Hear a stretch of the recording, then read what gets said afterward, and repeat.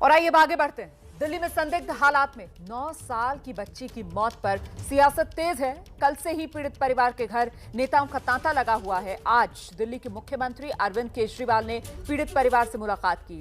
केजरीवाल ने घटना पर दुख जताते हुए पीड़ित परिवार को 10 लाख रुपए की आर्थिक मदद का ऐलान किया। मामले की मजिस्ट्रेट जांच का भरोसा भी दिलाया गया है। और वहीं दूसरी तरफ कांग्रेस के नेता राहुल गांधी भी आज पीड़ित परिवार से मुलाकात करने के लिए पहुंचे। राहुल गांधी ने कहा है कि पीड़ित परिवार को इंसाफ मिलने तक 1 इंच भी पीछे नहीं हटेंगे। तो राहुल गांधी और अरविंद केजरीवाल की पीड़ित परिवार से मुलाकात। पीड़ित परिवार के साथ खड़े हुए दोनों नेता नजर आए। दोनों नेता पीड़ित परिवार से मिलने के लिए उनके घर पर पहुंचे। हमारी 9 साल की बेटी के साथ जो हादसा हुआ, उसके साथ गलत काम होके और उसका कत्ल कर दिया गया, ये बेहद दुखद बात है। मैं अभी आया था, परिवार के उसके दोनों माता पिता से मिला। दिल्ली सरकार इस मामले में एक तो परिवार उसकी अपनी बच्ची तो वापस नहीं आ सकती और जो परिवार के साथ अन्याय हुआ है वो बेहद दुखद है। उसकी भरपाई पूरी नहीं की जा सकती, लेकिन दिल्ली सरकार परिवार को 10 लाख रुपए का मुआवजा देगी। इसमें हम मैजिस्ट्रियल इंक्वायरी ऑर्डर करेंगे और इस केस में दिल्ली सरकार सबसे बड़े से बड़ा वकील कोर्ट में लगाएगी ताकि दोषियों को कड़ी से कड़ी, सख्त से सख्त सजा दिलवाई जा सके। दूसरा, अपने दिल्ली में कानून व्यवस्था को ठीक करने की बहुत जरूरत है। कानून व्यवस्था में दुरुस्ती लाने की बहुत ज्यादा जरूरत है। मेरी केंद्र सरकार से अपील है कि इस बारे में ठोस कदम उठाए जाएं और हम अपनी तरफ से उसमें पूरा सहयोग करेंगे। जो भी केंद्र सरकार हमसे कहेगी हम वो पूरा सहयोग करेंगे। लेकिन दिल्ली में, दिल्ली देश की राजधानी है, वहां अगर इस तरह की घटनाएं घटती हैं तो ये अच्छा मैसेज नहीं जाता। लोग असुरक्षित भी महसूस करते हैं और पूरी दुनिया के अंदर भी ये मैसेज अच्छा नहीं जाता कि दिल्ली के देश के, भारत की राजधानी के अंदर इस तरह की हरकत हो रही है। तो हमें साथ साथ अपनी कानून व्यवस्था को भी दुरुस्त करने की जरूरत है। तो दिल्ली के मुख्यमंत्री अरविंद केजरीवाल को सुन रहे थे आप, दिल्ली की कानून व्यवस्था को लेकर सवाल उठाते हुए। और जैसा कि आप जानते हैं कि दिल्ली की कानून व्यवस्था मतलब केंद्र के अंडर आती है, तो ऐसे में सीधे केंद्र सरकार को कटघरे में खड़ा करते हुए अरविंद केजरीवाल से पहले कांग्रेस के नेता हैं राहुल गांधी, वो भी आज पीड़ित परिवार से मिलने के लिए पहुंचे। दिल्ली कैंट जाकर पीड़ित परिवार से मुलाकात की और मुलाकात के बाद राहुल गांधी ने कहा है कि वो पीड़ित परिवार के साथ खड़े रहेंगे। जब तक परिवार को न्याय नहीं मिलेगा तब तक वो 1 इंच भी पीछे नहीं हटेंगे। राहुल ने यह आरोप भी लगाया कि पीड़ित परिवार को न्याय नहीं मिल रहा है। राहुल ने यह भी कहा कि पीड़ित परिवार को इंसाफ के अलावा कुछ नहीं चाहिए, उन्हें इस वक्त मदद की जरूरत है और मदद इंसाफ दिलाने की। मैंने परिवार से बात की और परिवार सिर्फ न्याय मांग रहे हैं और कुछ नहीं मांग रहे हैं। न्याय मांग रहे हैं और कह रहे हैं कि उन्हें न्याय नहीं मिल रहा है और उनकी पूरी मदद होनी चाहिए और वो हम करेंगे।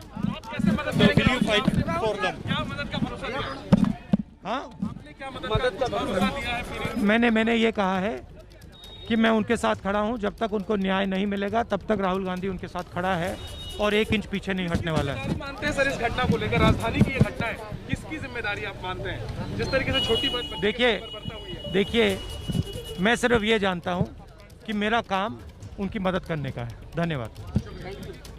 तो किसी भी तरीके की राजनीतिक बयानबाजी से बचते हुए राहुल गांधी की तरफ से कहा गया कि वो पीड़ित परिवार को मदद दिलाने के लिए पहुंचे हैं और 1 इंच भी पीछे नहीं हटेंगे जब तक पीड़ित परिवार की मदद वो नहीं कर देते हैं। राहुल गांधी से मुलाकात के दौरान पीड़ित बच्ची की मां ने अपनी इंसाफ की मांग को दोहराया है। दिल्ली में 9 साल की बच्ची के साथ कथित रेप के मामले में परिवार न्याय मांग रहा है और मां है मेरे साथ उनकी, और उनसे बात करेंगे कि राहुल गांधी आए थे, क्या आश्वासन दिया, क्या कुछ बात हुई उनसे, ये हम बात करेंगे। मैंने पूछी थी आपकी बच्ची कैसे, मैंने कहा साहब बच्ची मेरी ठीक ही 5:30 बजे पीछे तक बच्ची ठीक ही।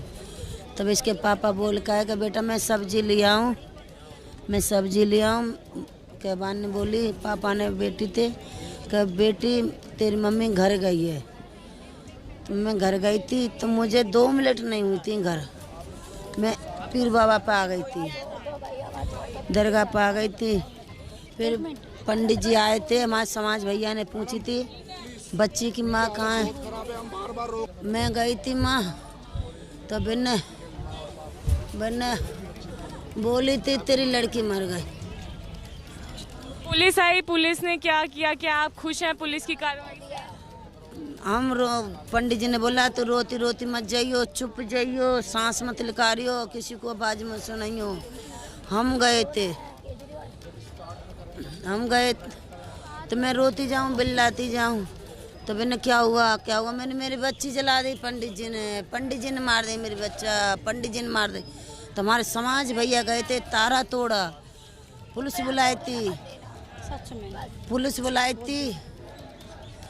बुला के अग्नि को बुझा रहे थे। पुलिस वाले ने अग्नि नहीं बुझान दी, आगे बुझान नहीं दी, तो हमारे नांगल के बच्चे ने, सारे समाज भैया जी ने अग्नि बुझा के पैर निकाले। ये बहन ने मेरी बच्ची के पैर निकाले, या बहन ने आधी बॉडी जली, आधी नहीं जली है, आधी बच्ची के पैर जले आए पूरा, आधे जले आधी नहीं जली है। जबकि पुलिस वाले देख के भी एफआईआर भी नहीं कर रहे हैं। अब क्या चाह रहे हैं? बस आखिरी सवाल, क्या चाह रहे हैं अब आगे, क्या चाह रहे हैं? मुझे मेरी बेटी का न्याय चाहिए, मेरी बेटी का न्याय।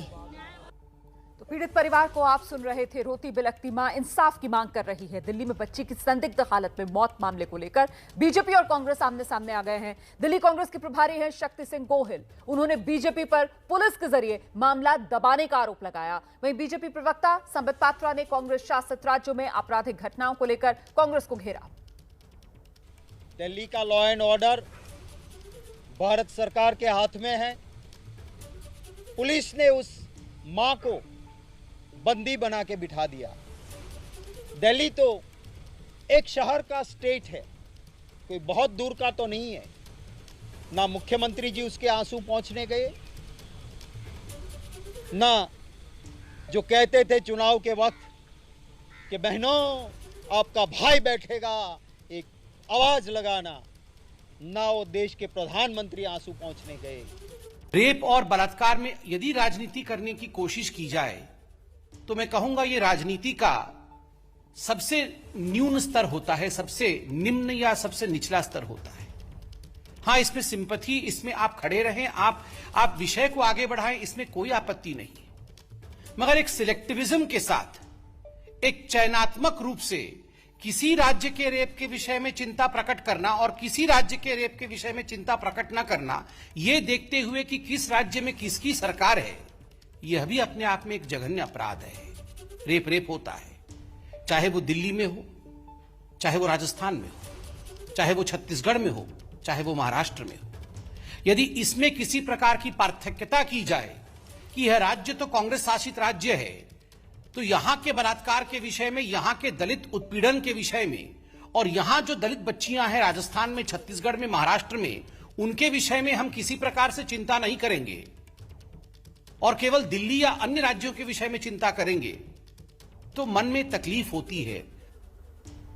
तो 9 साल की बच्ची की रेप के मामले पर यह राजनीतिक बयानबाजी तो आपने सुन ली, लेकिन कुल मिलाकर इस मामले में जांच कहां तक पहुंची और यह पूरा मामला सवालों में क्यों है, यह समझने के लिए आपको सीधे लेकर चलते हैं। मेरे साथ मेरे सहयोगी मनोज वर्मा इस वक्त मौजूद हैं। मनोज, सबसे पहले यह बताइए कि जब यह मामला सामने आया तो किस तरीके की ढिलाई पुलिस की तरफ से बरती गई, जिसे लेकर शिकायत पीड़ित परिवार की तरफ से की जा रही है।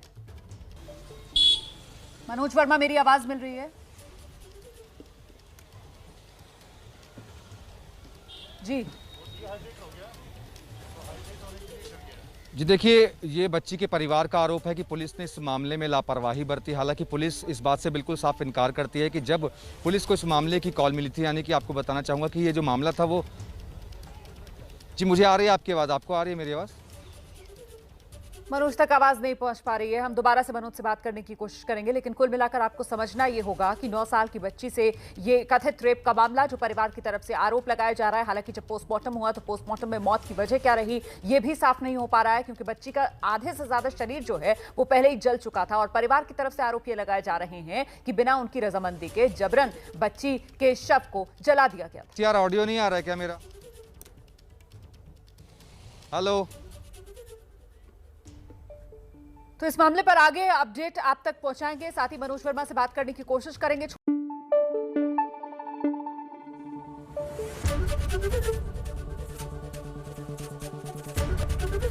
एबीपी न्यूज आपको रखे आगे।